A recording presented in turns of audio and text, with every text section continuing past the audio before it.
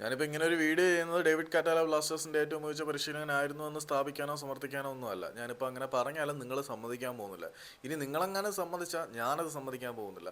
പക്ഷേ David Catala അത്ര top level കോച്ചൊന്നും അല്ലെങ്കിലും ഇത്രയും വെറുപ്പും ഹെയ്റ്റും ഒന്നും അർഹിക്കുന്നില്ല എന്നുള്ളതാണ് സത്യം. ബ്ലാസ്റ്റേഴ്സിന്റെ ഈ ദുരവസ്ഥയ്ക്ക് കാരണം ഡേവിഡ് കാറ്റാലയാണ് എന്ന് പറഞ്ഞ് അങ്ങോട്ട് കൈ കഴുകാൻ ഞാൻ ആഗ്രഹിക്കുന്നില്ല.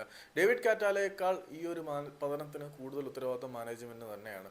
മാനേജ്മെന്റിന്റെ മറ്റൊരു ബലിമൃഗം മാത്രമാണ് ഡേവിഡ് കാറ്റാല. അതിനകത്ത് യാതൊരു സംശയമൊന്നുമില്ല. അയാൾക്ക് കുറച്ചുകൂടി ഫ്രീ ഫ്ലോ ഉള്ള പ്ലേയേഴ്സിനെ ആവശ്യമായിരുന്നു, കുറച്ചുകൂടി നല്ല സിസ്റ്റം ആവശ്യമായിരുന്നു, കുറച്ചുകൂടി നല്ല സ്ക്വാഡ് ആവശ്യമായിരുന്നു.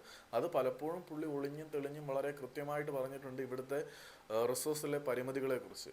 അപ്പം മാനേജ്മെന്റിന് പരാജയം സംഭവിക്കുമ്പോൾ, ടീം പിന്നോട്ട് പോകുമ്പോൾ എടുത്തു കാണിക്കാനുള്ള മറ്റൊരു ബലിയാട് മാത്രമായിരുന്നു ഡേവിഡ് കാറ്റാല. ഇതിനപ്പുറത്തേക്കൊന്നുമല്ല. ഏതായാലും കാറ്റാല പടിയിറങ്ങുന്ന ഒരു പെർഫെക്റ്റ് ടൈമിലാണ്. അയാളുടെ ബോഡി ലാംഗ്വേജിൽ നിന്നും അയാൾ ഇവിടെ വളരെ എക്സോസ്റ്റഡ് ആണ് എന്ന് വളരെ കൃത്യമായിരുന്നു. ഇങ്ങനെ മാനസികമായിട്ട് തകർന്ന ഒരു പരിശീലകൻ ഉണ്ടായതുകൊണ്ട് വലിയ കാര്യമൊന്നുമില്ല. അയാൾ മാനസികമായിട്ട് തകരാൻ കാരണം പരിശീലകന് ആവശ്യമായിട്ടുള്ള സപ്പോർട്ട് നൽകുവാനുള്ള ബാക്ക് ആൻഡ് സ്റ്റാഫ് ഇല്ലാതിരുന്നു എന്നുള്ളതാണ്. ബാക്ക് ആൻഡ് സ്റ്റാഫ് എന്ന് പറഞ്ഞാൽ ഞാൻ അവിടുത്തെ സ്റ്റാഫിനെ അല്ല ഉദ്ദേശിച്ചത്, മാനേജീരിയൽ ഡിസിഷൻസിനെയാണ്. അപ്പം പരിശീലകന് വേണ്ട തരത്തിൽ സപ്ലൈ ഉറപ്പാക്കാൻ കഴിയാത്ത ഒരു മാനേജ്മെന്റ് ആണ് ഉള്ളെങ്കിൽ ആ ഒരു പരിശീലകനെ കൊണ്ട് ഒന്നും ചെയ്യാൻ കഴിയില്ല.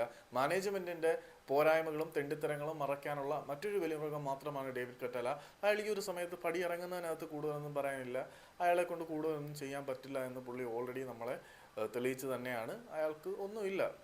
കാറ്റാല ഒരിടത്തും പരിശീലകനായിട്ട് പൂർണ്ണമായിട്ടുള്ള കാലാവധി തികച്ചിട്ടില്ല എന്നുള്ളതൊക്കെ വസ്തുതകളാണെങ്കിൽ പോലും ഈ ഒരു മാനേജ്മെന്റിന്റെ ഈ ഒരു മോശം സമീപനത്തിനെയും തെറ്റായ നടപടികളെയൊക്കെ കാറ്റാലയുടെ പ്രീവിയസ് റെക്കോർഡ്സ് വെച്ച് കാറ്റാലയുടെ മാത്രം തെറ്റാണ് എന്ന് വിലയിരുത്താൻ പറ്റില്ല. കാറ്റാല ഈ തെറ്റിനും തെറിവിളിക്കുമൊന്നും പൂർണ്ണനായിട്ട് അർഹനല്ല. യഥാർത്ഥ ആളുകൾ ഇപ്പോഴും ചില്ലുമേടയിലിരുന്ന് കുട്ടിക്കുരങ്ങുകളെ കൊണ്ടും കോമാളികളെ കൊണ്ടും ചുടുചോറ് വാരി എറിയിക്കുകയാണ്.